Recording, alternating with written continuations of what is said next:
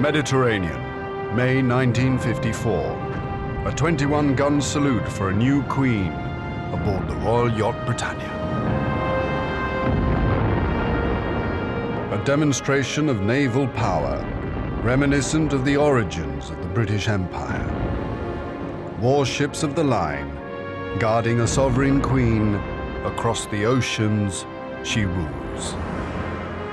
Queen Elizabeth II is at the end of a grand tour of her empire. But Britain's power is under threat like never before. India, the greatest of all its imperial possessions, has gone. In death, Mahatma Gandhi has become a symbol of hope for all those seeking independence. His words prophesying the end of empire to come. If India becomes free, the rest will follow. There will be no peace for Great Britain in Palestine. We've been betrayed by Britain. Therefore, we wage war upon you. Our independence is meaningless unless it is linked up with total repression of the African continent.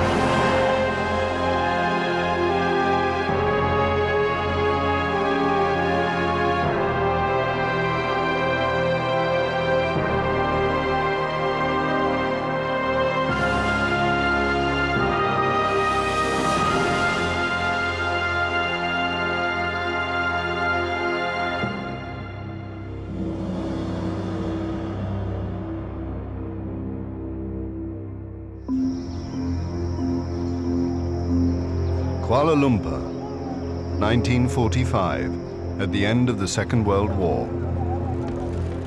Defeated Japanese troops are still at liberty on the streets.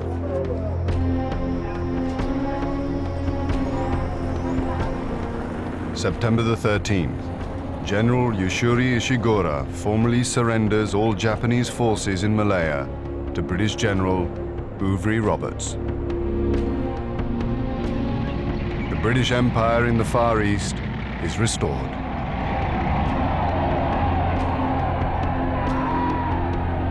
Empire troops march in celebration. Among them, men of the Malayan People's Anti-Japanese Army, who have fought as part of the empire. But within 3 years, many of these soldiers will be involved in a bitter struggle against British forces in an attempted communist takeover of Malaya. The British Empire will become embroiled in the Cold War.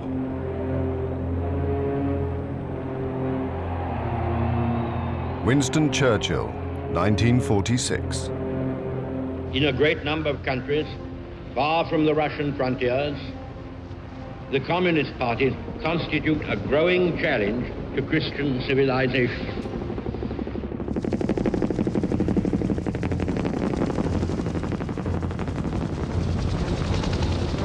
This is the Perm Service.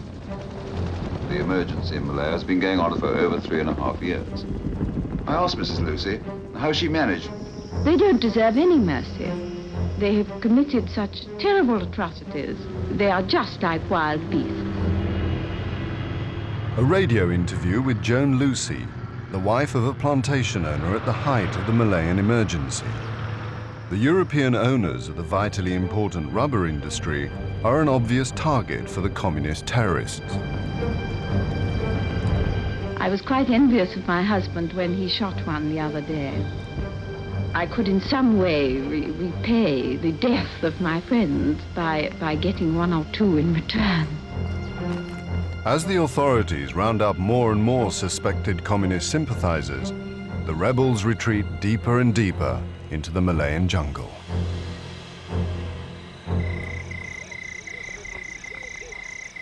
Bruce Leeming, a 19-year-old lieutenant with the Highland Light Infantry, on his first jungle mission, April 1953.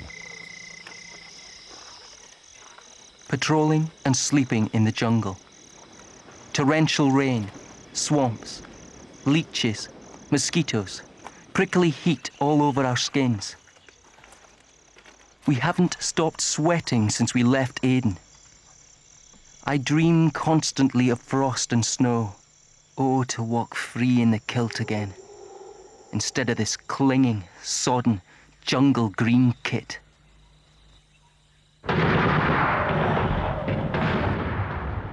British military operations are under the command of the High Commissioner, General Sir Gerald Templar.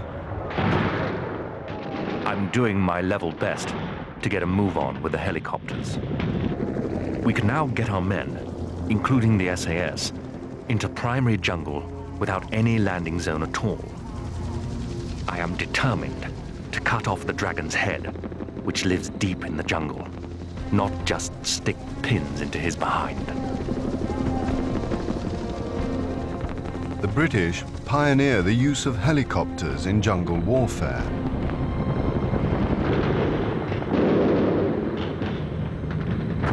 Over 45,000 Empire troops are deployed.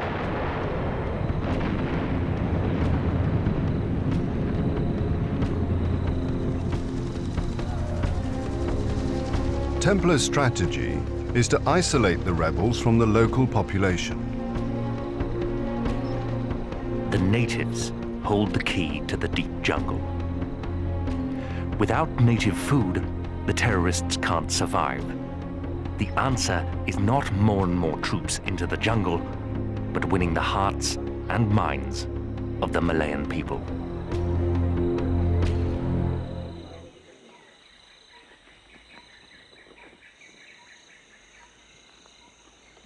A costly and drawn-out campaign over 9 years leads to British victory.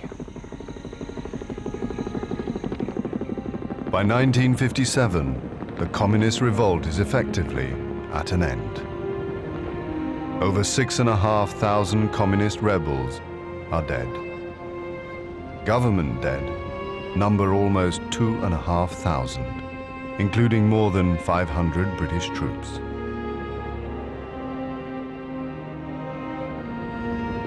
In the same year, Britain grants Malaya its independence. The leader of Malaya's Democratic Alliance and its first Prime Minister, Tunku Abdul Rahman. Whether we look to the east or to the west, we will always be friends with Great Britain. In just 12 years, following victory in the Second World War, Britain's empire in the Far East has all but gone.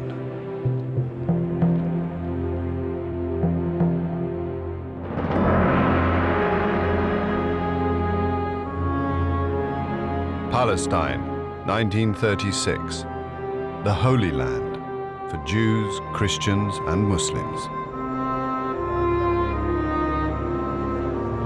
Palestine had been placed under British control after the First World War by a League of Nations mandate. In 1917, Foreign Minister Arthur Balfour had declared British sympathy with the idea of a national home for the Jewish people in Palestine.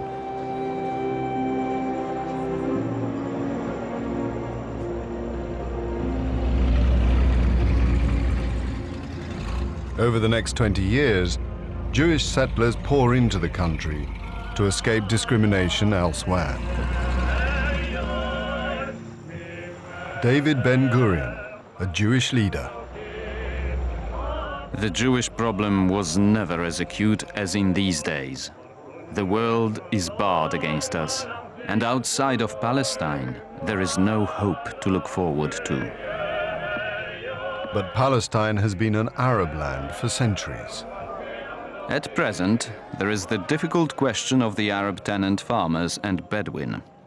But by agreement with the Syrian government, it would be possible to transfer large numbers to northern Syria. The land there is cheap and plentiful. The tide of refugees overwhelms the Palestinian Arabs as tens of thousands of Jews seek sanctuary in Palestine to escape persecution in Hitler's Germany.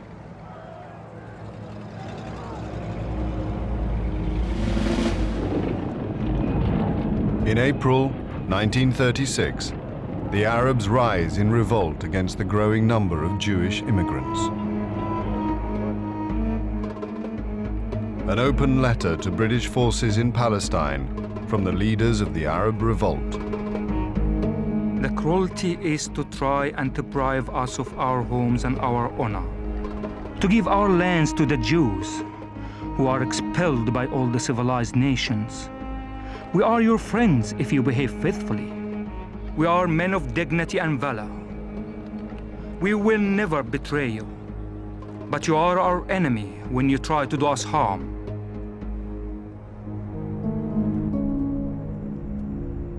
After attacks by the Arabs, the Jews arm themselves and fortify their settlements.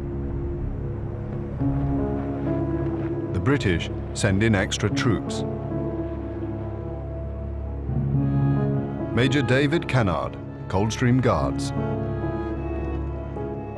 18th of October, 1936. After Lydda, the line twisted up the sides of the ravines. The scenery was fascinating, but no vegetation of any kind, just loose stones. One of the men was heard to remark, "Gor blimey, I thought that this was a land flowing with milk and honey. Well, as far as I can see, it's 15 men to a tin of milk and no bloody bees."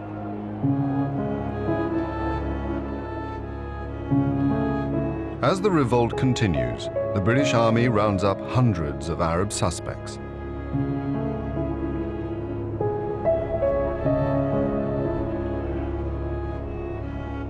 The whole battalion cordoned Silwan. We searched it, finding 70 wanted men. One Arab woman was in a frenzy, tearing her hair and her garments.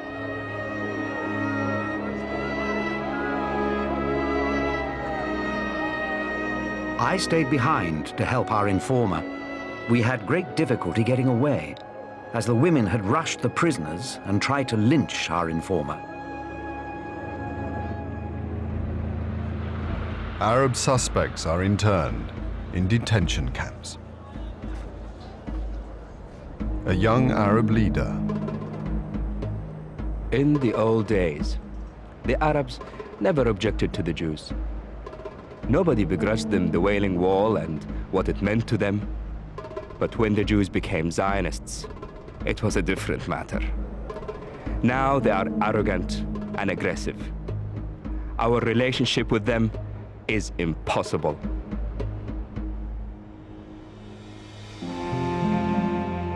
The British High Commissioner in Palestine, Sir Harold McMichael, September 1938. The position is deteriorating rapidly. This Arab revolt is an attempt to achieve the complete reversal of government policy regarding Jewish immigration. With war looming against Germany, the British government does reverse its position. Britain will need its Arab allies and their oil. British Prime Minister Neville Chamberlain, April 1939. We are now compelled to consider the Palestine problem from the point of view of its effect on the international situation. If we must offend one side, let us offend the Jews rather than the Arabs. The British decide to limit Jewish immigration so that a future Palestinian state will be controlled by an Arab majority. The Jewish settlers are left barricaded in their camps.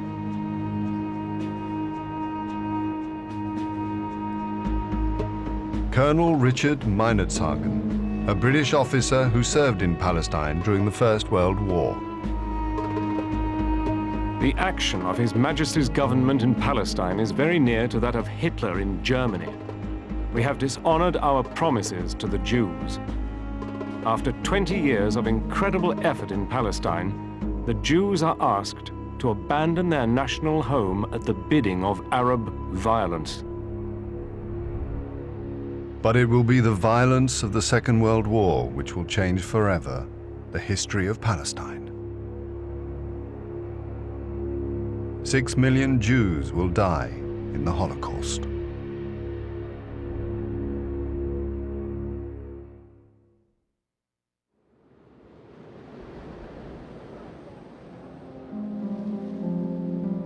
For the survivors of the Holocaust, Palestine is their salvation.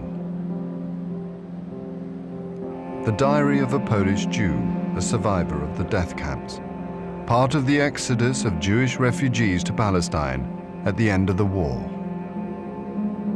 I am Gershon Rabinowicz from Kraków in Poland. From where I stand, Palestine looks like paradise. It is the first clear light I have seen in all my 17 years. It is hard to say what we see as our ship touches the promised land, for our eyes are filled with tears. Do you know what it is to be welcomed after a lifetime of being hated and hunted from land to land?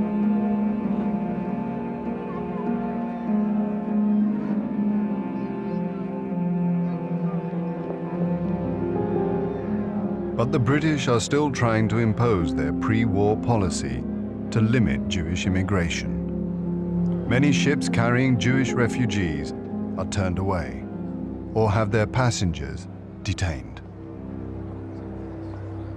John Watson, a soldier from Hampshire, serving in Haifa.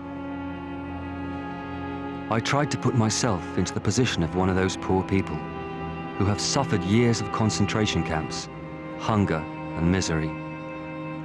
Thousands on a tiny ship, within sight of the land they've dreamed of.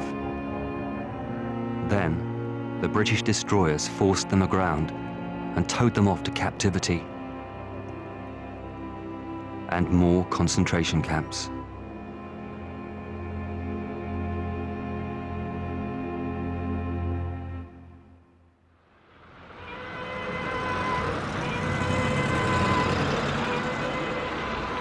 By the end of 1945, British forces in Palestine are in the midst of a Jewish revolt, even more violent than the pre-war Arab revolt. The Jewish Defense Force, the Haganah, and its terrorist offshoot, the Stern Gang, try to force the British authorities to open Palestine to the thousands of Jews desperate to enter the country.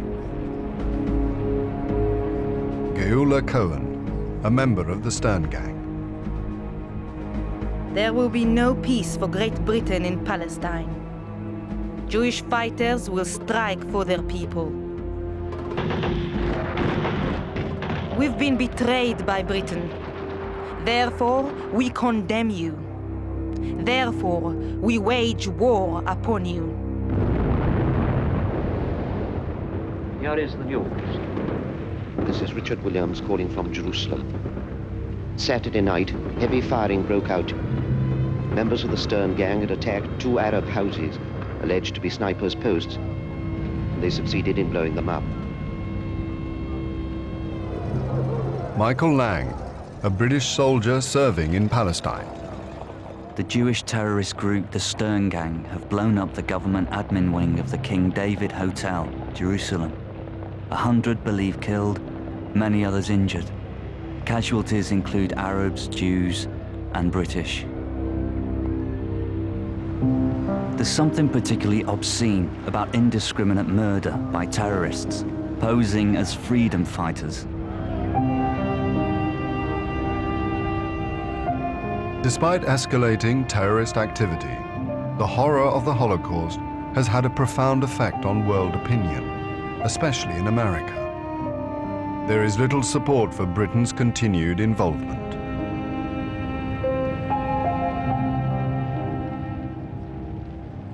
An unnamed British officer. The people of Britain are tired and are not prepared for a row. They disapprove of British soldiers losing their lives and feel that the answer would be to clear out and leave the Jews and Arabs to settle the matter in their own way.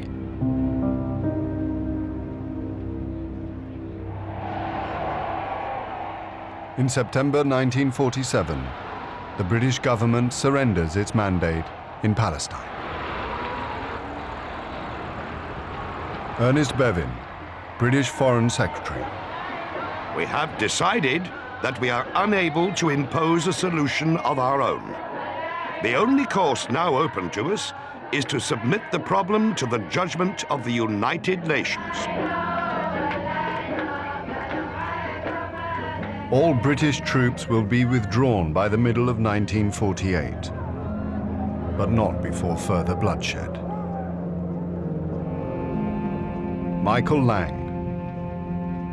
Riots in Jerusalem, burning of Jewish shops.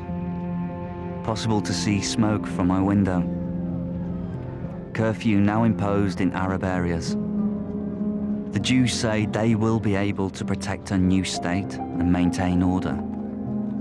The Arabs say to us, we have no argument with you. Go home, Inglesi, and we will push the Jews into the sea. What does the future hold?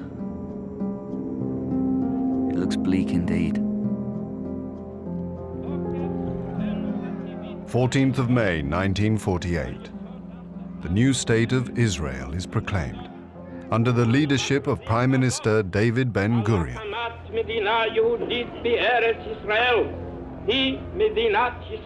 The new Jewish state is immediately convulsed by war, with its own Arab population and its Arab neighbors, Egypt, Syria, and Jordan. Within 6 months, Israel's galvanized citizen army is victorious on all fronts.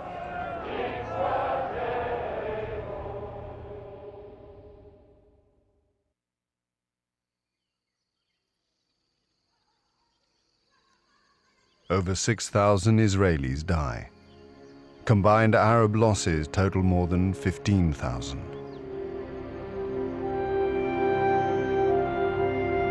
"700,000 Palestinian Arabs flee the new state of Israel. Sabia Abu Latifa. We wanted to flee before the Jews would recognize us. We were afraid they would shoot us. We only took a few clothes. We didn't think we'd go forever. The Israeli army marches in victory. Britain's 30-year rule in the Holy Land has come to an ignominious end. Richard Meinertzhagen. The British government has abandoned Palestine, same as in India. We have had to slink out, despised by all. We have left behind a hatred that will not die for generations. It is a glaring admission of failure, unprecedented in the history of our empire.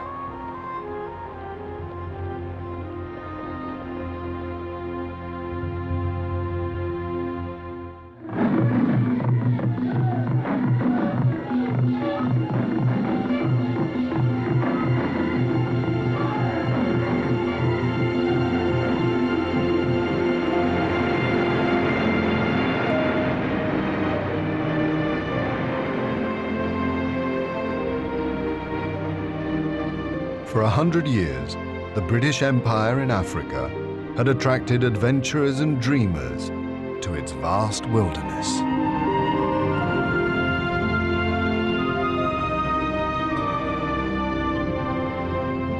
Errol Whittle settled in East Africa after the Second World War. Life in England may have become a highly organized business, but Africa never changes. With each day there comes some new enchantment, which grips the imagination.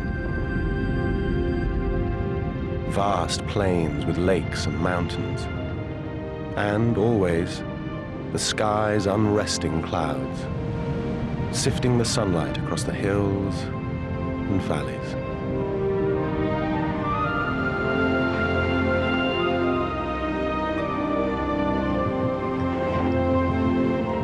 For many, the British Empire in Africa is an opportunity to teach and to heal. Sister Mary Ignatius, Uganda, 1954. Our life in Africa is very humble.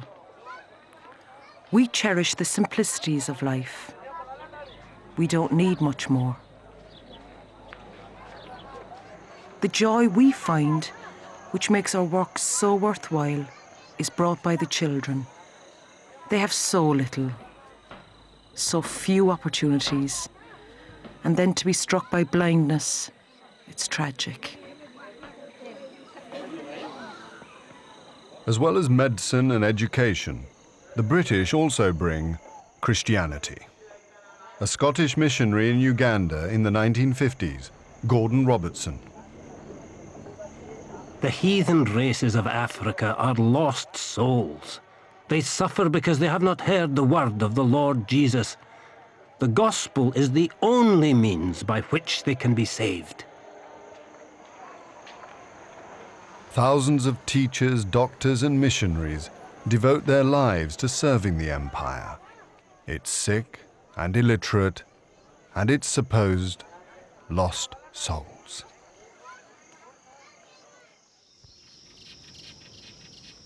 The rolling hills of the Aberdare Mountains in Kenya are a home from home for many British settlers. They become known as the White Highlands. But they are also the home of the Kikuyu tribe.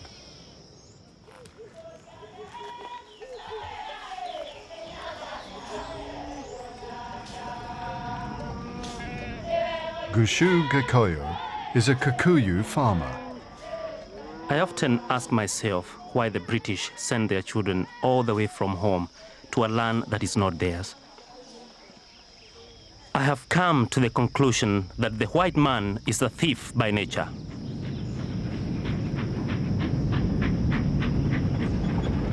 Cherry Lander, a widow who runs her own farm on the foothills of Mount Elgon, is a coffee pioneer.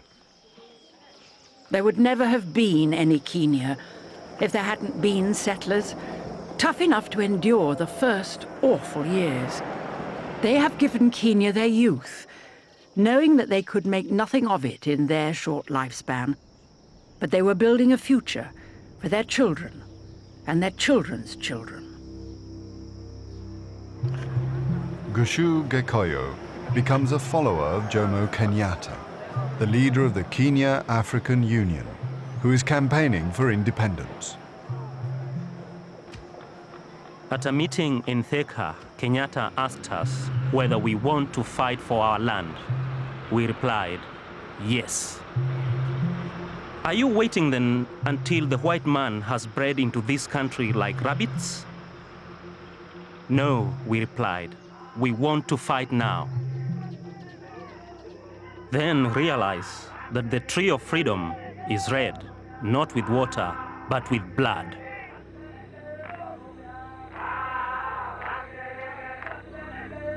Kenyatta becomes the figurehead for Kenya's nationalism, but behind him, a much more radical movement emerges. Mau Mau.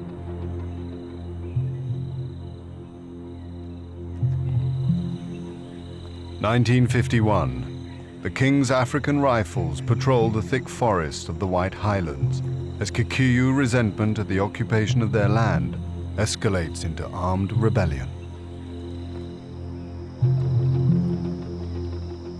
The rebels express their loyalty to the cause through a blood ritual, the Mau Mau Oath. Gruesome stories about the oath-taking ceremony are so potent that British filmmakers recreate them as propaganda. But Mau Mau sympathizer, Josiah Karaoke, recalls the fearsome words of his own oath. I will obey all orders of the Mau Mau, or this oath will kill me. If I'm called in the night and I refuse to come, this oath will kill me. If I'm told to bring in the head of a white man and I refuse, this oath will kill me. Over 100,000 Kikuyu take the Mau Mau Oath.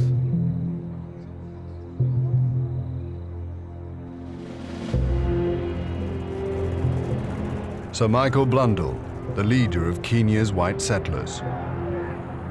October the 20th, 1952. The governor asked to see me in his room at Government House.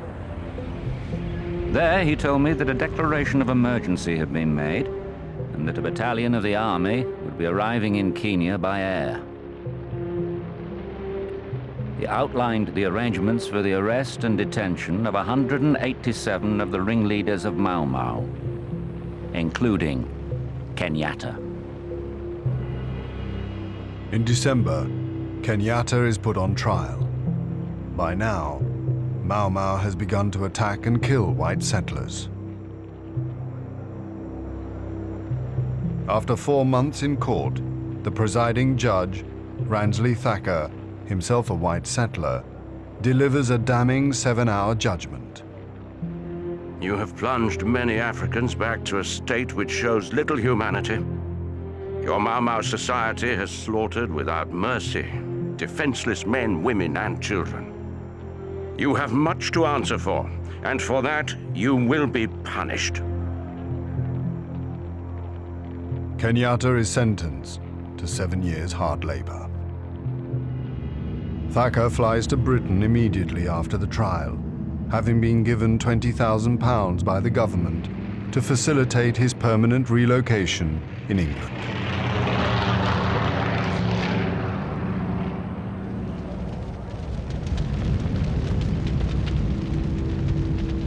March 1953. The worst atrocity of the Mau Mau uprising takes place at Lari, a protected settlement of Kikuyu loyal to the British. 97 people are burned or hacked to death.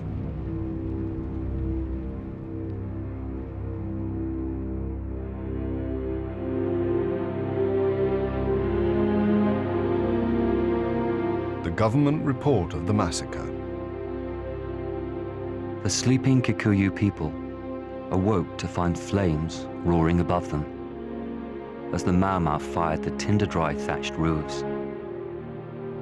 Men, women and children, forcing their way out of the windows, were caught and butchered. Mangled corpses all mingled with the smoking ashes of the burnt homesteads.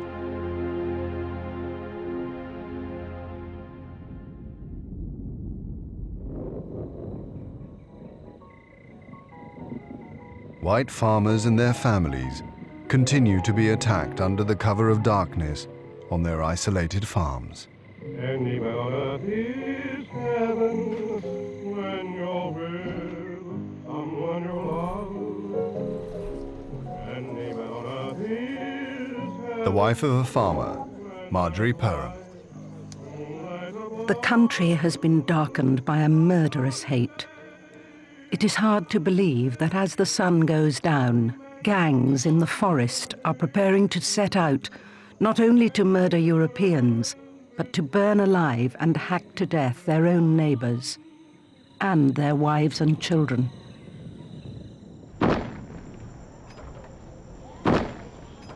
The Europeans form vigilante groups. Their avowed policy: shoot on sight. Kikuyus are required to live in protected villages, watched over by the loyal Kikuyu Guard, leaving the Mau Mau isolated in the forests.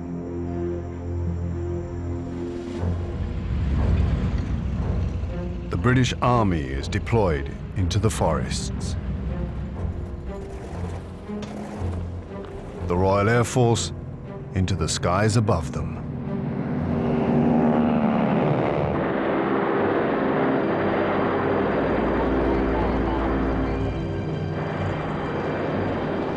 The Commander-in-Chief, British forces in the Kenya colony, General Sir George Erskine.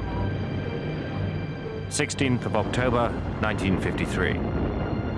We have reached a turning point which is decisive for good or evil. There have been no spectacular battles, but you cannot expect that in the thick jungle. The military operations have met with success.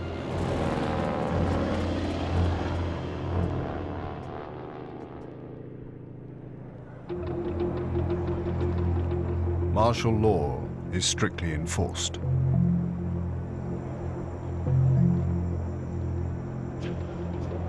At the height of the rebellion, over 80,000 Kikuyu are held in detention camps. A detainee, Josiah Karaoke. Solitary confinement was one of the worst experiences of my life. A missionary came to visit me and seemed almost to be crying when he saw me. Later, we were hammered by the riot squad, and 35 detainees were crippled, some permanently. I felt very bitter against Malo, one of the camp officers nicknamed Mapiga the Hitter. Dipping into my precious funds, I bribed a warder to get me writing materials. I sent letters to Barbara Castle, MP. Barbara Castle, the opposition Labour MP for Blackburn, part of a vocal group in Britain, increasingly concerned about conduct in the colonies. I receive letters every day from detainees on these subjects. I have a pile of letters here so deep that I don't know where to store them. In the heart of the British Empire, there is a police state where the rule of law has broken down, where the murders and torture of Africans by Europeans goes unpunished, and where authorities, pledged to enforce justice, regularly connive at its violation. Criticism of British action has little impact in Kenya. Informers within the Kikuyu community are used to identify Mau Mau sympathizers.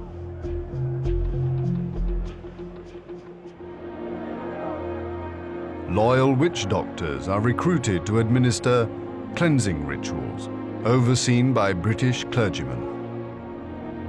Do you confess that you have taken the Mau Mau oath?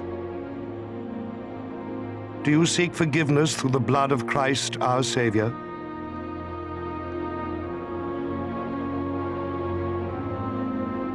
Do you affirm that by the help and grace of God, you will confess the faith of Christ and fight against the world, the flesh, and the devil? Only when cleansed are the Kikuyu released from detention.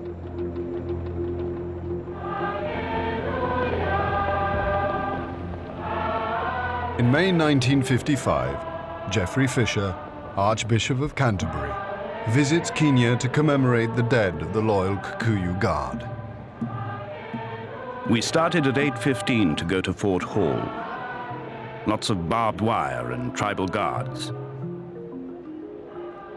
Laid the foundation stone of the Martyrs Memorial Church. 5,000 Kikuyu were there. I said, I address you as my friends. Whether in your heart you are my friends or not, only God can tell. After, I walked round the square. When I greeted the crowds, they waved eagerly. I estimated 10% loyal, 20% more inclined to be than not, 50% more inclined to Mau Mau than not, 10 to 20% Mau Mau at heart. What a day.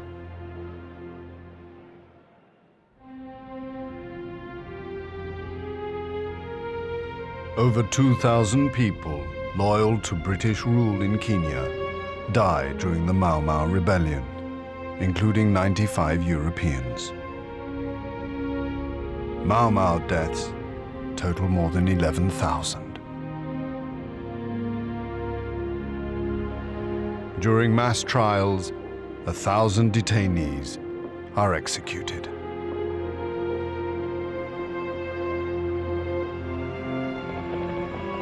But the harsh regime coincides with land reforms for Kikuyu farmers and political reforms for all Africans in Kenya. By 1956, the Mau Mau rebellion is over, but the cry for independence is being heard throughout Africa.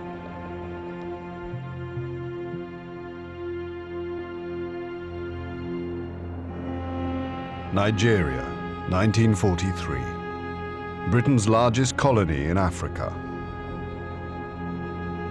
The tin mines of the Jos Plateau. The harsh reality of empire. Michael Gratian, an education officer. The local tribe, the Pulgani, are a fine body of people. Their only dress is a bunch of leaves worn fore and aft. These, I am told, are changed every day, and there are various fashions in type of leaf and in the arrangement. When supplies of tin from the Far East had disappeared after the Japanese occupation in 1942, the British had begun to use the Pulgani as forced labor to extract the vital deposits. The use of forced labor causes grave concern in Britain. Answers are demanded in the House of Commons.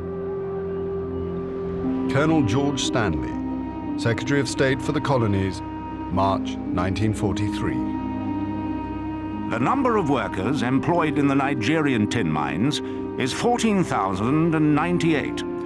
While the conditions cannot be regarded as entirely satisfactory, due to the attempt to attain the maximum production of tin, it has recently been decided to award a bonus of 4 shillings a month to all mine workers.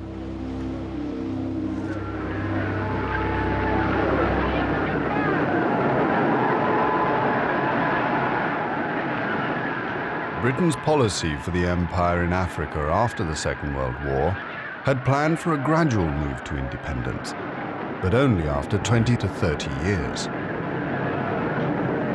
However, as in Kenya, impatience with British rule is growing in West Africa. The nationalist leader of the Gold Coast, Kwame Nkrumah. Despite fine sentiments trumpeted from the housetops by imperialists, the empire is nothing but the enslavement of one country by another. The Gold Coast is an enslaved country. We must rid ourselves of the paralyzing grip of imperialist power.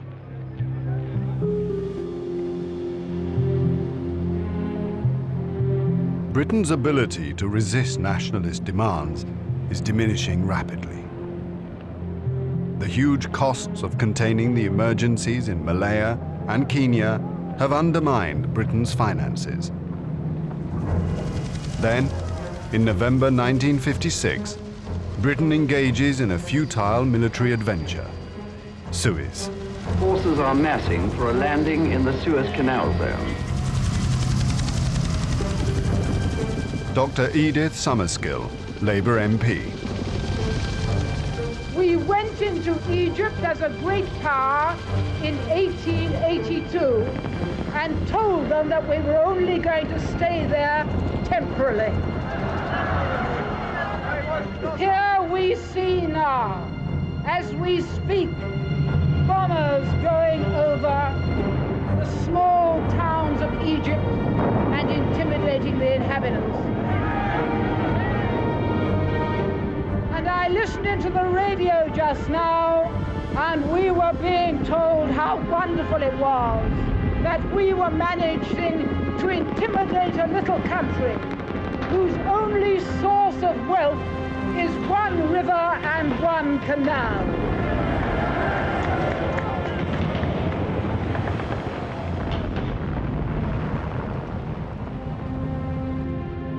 The attempt to hold on to the Suez Canal against Egyptian claims ends within days in an embarrassing retreat. The United States refuses to support Britain's position. Britain's imperial might passes into history.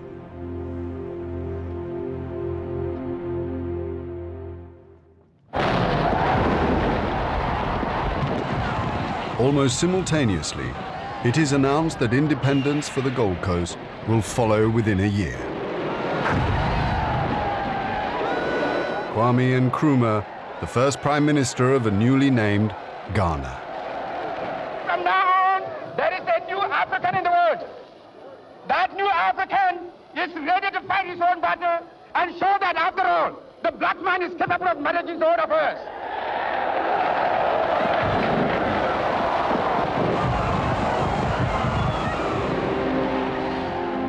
The end of British rule in Ghana becomes the first of a succession of Independence Day celebrations across Africa. Britain's Prime Minister, Sir Harold Macmillan, on tour in Africa in 1960. We have seen the awakening of national consciousness in peoples who have for centuries lived in dependence upon some other power. The wind of change is blowing through this continent. And whether we like it or not, this growth of national consciousness is a political fact. Between 1957 and 1968, 12 colonies of the British Empire in Africa will become independent. In 1963, it's Kenya's turn. Jomo Kenyatta, freed from detention, is Kenya's new leader. This is one of the happiest days of my life. British journalist James Cameron witnesses Kenya's independence celebrations. The Europeans, who once declared that the solution to Kenya's problems could best be found in the public hanging of Mr. Kenyatta, are now insisting things will be all right as long as nothing happens to Jomo. Kenya is about to find, as all her predecessors have found, that the miracle of freedom creates as many problems as it solves.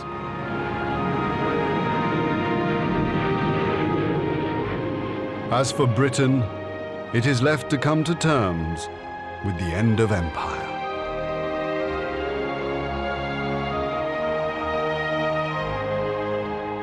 Former US Secretary of State, Dean Acheson.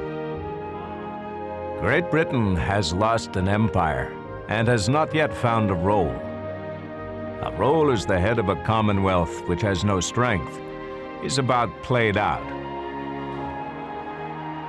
Great Britain, attempting to work alone between the United States and Russia, conducts policy as weak as its military power. Her Majesty's government is now attempting to enter Europe. Wisely, in my opinion.